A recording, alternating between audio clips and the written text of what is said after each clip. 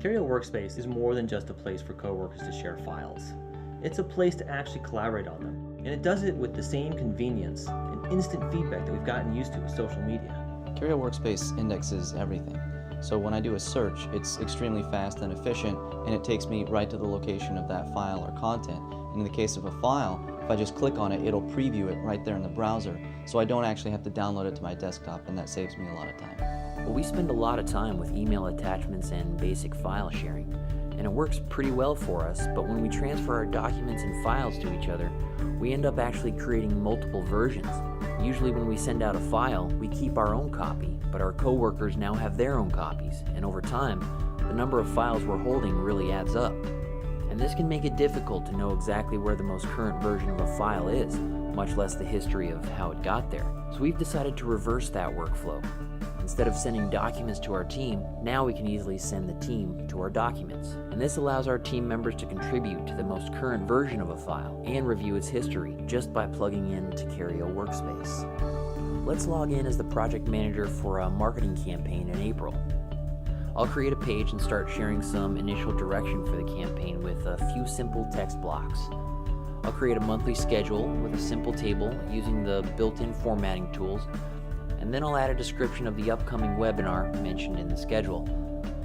For the graphic designers on the team, I'll add a list of links that provide them with the resources they need to get started.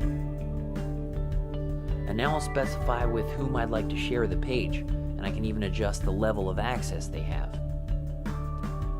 Now I'll send an email directly from my page to let the marketing team know that it's ready.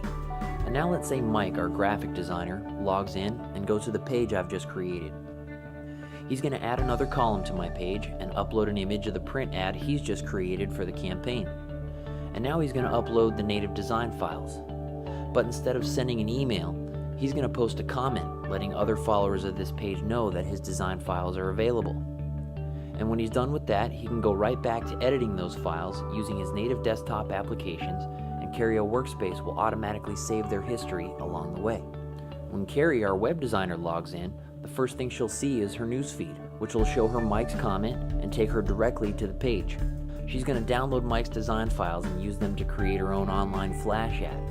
And then she'll use the mashup feature to display it right on the page.